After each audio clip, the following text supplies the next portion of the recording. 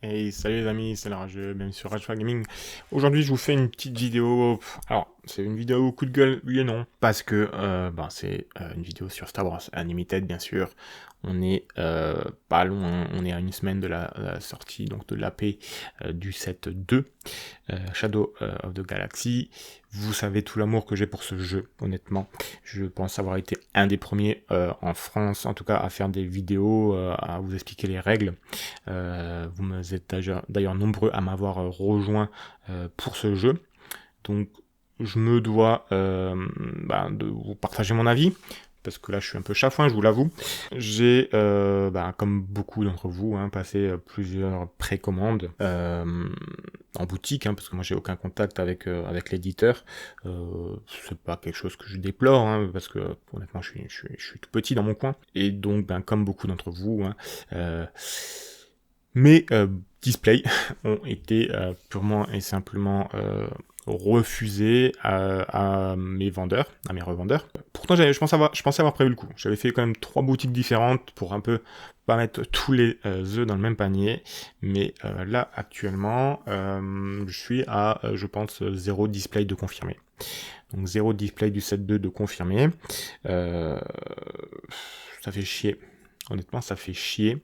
Pas tant en tant que pour moi, en fait. C'est pas vraiment pour moi. Pour moi, ça n'a peu d'importance.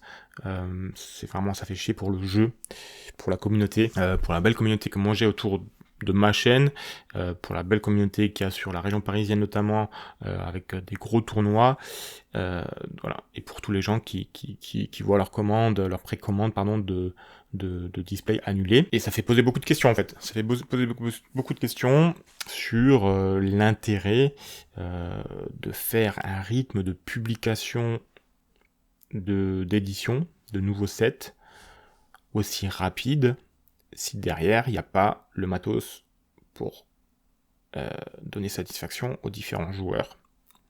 Parce que là je parle que des joueurs.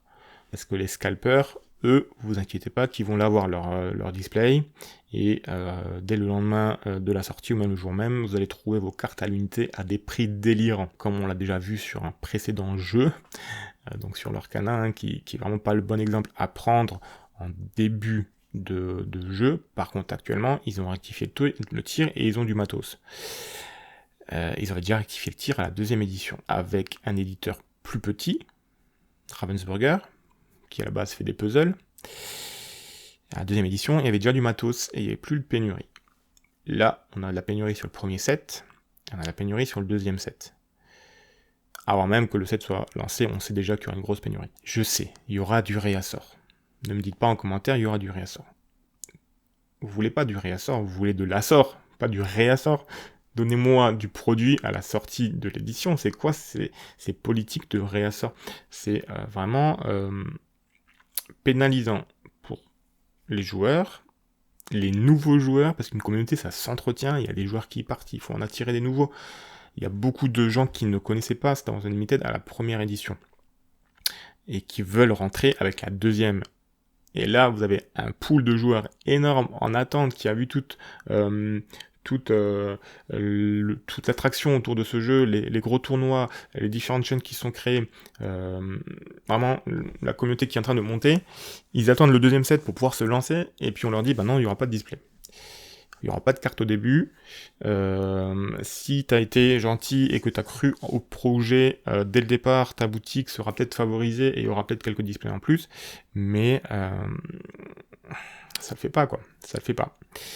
Alors ça me fait chier, ça me fait vraiment chier de dire ça. Je veux pas du tout critiquer qui que ce soit, parce que je pense que l'éditeur, s'il avait la possibilité d'avoir du stock, il le ferait tout de suite et il ferait pas une période de réassort, parce qu'il y aura du réassort.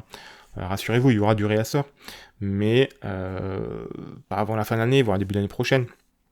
Par exemple, je fais Bourges, le gros tournoi de Bourges en tant que streamer, ça va me faire chier parce que je vais avoir l'impression de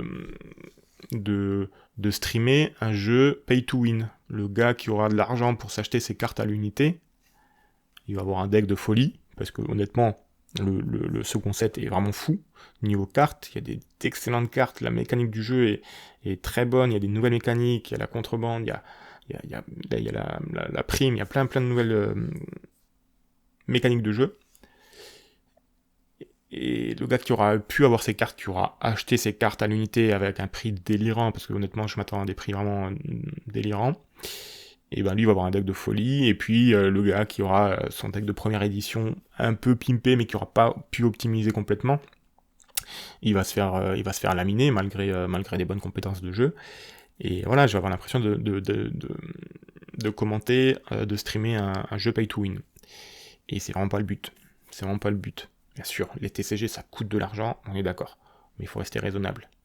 Si tu dois avoir un deck à plus de 1000 balles pour remporter des boîtes de jeux et rouler sur tes adversaires, c'est plus très ludique pour moi. Donc voilà, ça me pose, voilà, c'est les deux soucis moraux. Enfin, moraux, on est dans du jeu, hein, bien sûr. Hein, si ça me plaît pas, j'arrête de faire du jeu et je fais autre chose. Mais c'est vraiment un jeu que voilà, j'ai porté avant beaucoup de monde. Vous pouvez regarder juste la date de mes vidéos. J'ai lancé derrière la chaîne un peu grâce à ça. Hein. Avant, je faisais beaucoup de jeux variés, mais je me suis vraiment focus sur ça à un moment. Et je me suis beaucoup amélioré avec ça. J'ai rencontré beaucoup de monde avec ça. Et ça me fait chier parce que j'ai l'impression qu'on va perdre. On va déjà perdre des joueurs qui vont être dégoûtés de ça. Donc des joueurs déjà actifs qui vont partir. On va empêcher le pool de se refaire avec du 109 parce que les joueurs n'auront pas accès aux cartes. Et on va rentrer dans un mode pay to win. Voilà, c'est le mot facile. Hein. C'est peut-être un peu putaclic de dire ça, mais c'est un peu l'impression que j'ai. Faites attention. Il commence à y avoir des fakes, des fausses cartes, évidemment. Les cartes valent cher. On a des cartes qui valent plus de 100 balles. On a des cartes qui valent des sommes folles pour la plupart des gens. Hein. Donc forcément, ça appelle la contrebande et vous commencez à avoir des gens qui se font avoir avec des fausses cartes. Faites attention à vos cartes. Faites aussi attention à votre budget, hein, parce qu'il faut maîtriser son budget. Hein. Je sais pas si vous avez envie de créer des decks à 1000 balles, si la fin du mois est difficile. Voilà, faites attention à ça aussi. Moi, en tout cas, je peux que vous inciter à patienter un peu, à ne pas tomber dans la spéculation. Il y aura du réassort fin d'année. Bon bah voilà, vous attendrez fin d'année pour acheter votre petit display, ouvrir votre petit display tranquille. En attendant, peut-être acheter une ou deux cartes à l'unité. L'avantage de ce jeu, c'est que c'est un deck de 50 cartes, il y a 3 exemplaires, donc vous pouvez avoir votre deck assez... Enfin, il y a moins de cartes à acheter, on va dire, mais quand même, les prix vont être un peu abusés. Avant de faire cette vidéo, bien sûr, vous voyez que j'ai essayé de contacter l'éditeur, donc Asmodée. J'ai...